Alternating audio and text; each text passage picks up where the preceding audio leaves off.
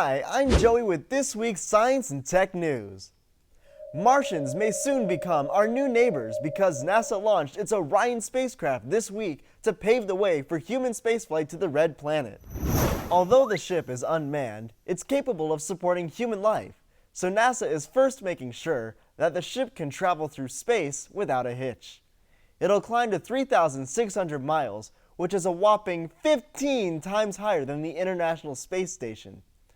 Orion hit speeds of 20,000 miles per hour in its orbit around the planet, survived 4,000 degrees Fahrenheit as it entered Earth's atmosphere, and then splashed down in the Pacific Ocean. Eventually, it will be able to take 4 people on a 21-day mission into deep space. This test flight was the longest journey a human-supporting spacecraft has undergone since the Apollo 17 mission in 1972, and NASA is aiming for a 2021 mission to take a crew to Mars. Okay, we're ready to light this candle. Let's go to Mars. Even though the weather's getting chilly outside, scientists say that Antarctica's melting glaciers have lost a Mount Everest's worth of ice due to global warming.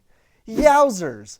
The 21-year study was completed by NASA at the University of California at Irvine, and they found that Antarctica's fastest melting region lost an average of 83 gigatons of ice a year from 1992 to 2013. In fact, scientists say that the melting rate has tripled over the past decade because man-made greenhouse gases have trapped the sun's heat in Earth's atmosphere like a big blanket. So it's no surprise that there's enough melting ice to equal Mount Everest, the tallest mountain in the world, at over 29,000 feet. Mr. Vice President, if we don't act now, it's going to be too late.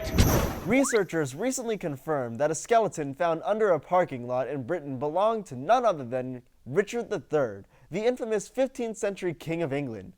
Historians debate whether or not the king deserved his nasty reputation, but that didn't stop legendary playwright William Shakespeare from turning him into a hunchbacked, power-hungry ruler in Richard III.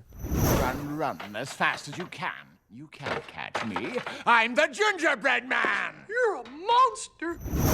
Ever since scientists found his bones in Leicester back in 2012, they've been studying his DNA, which are the body's microscopic blueprints that tell it how to grow.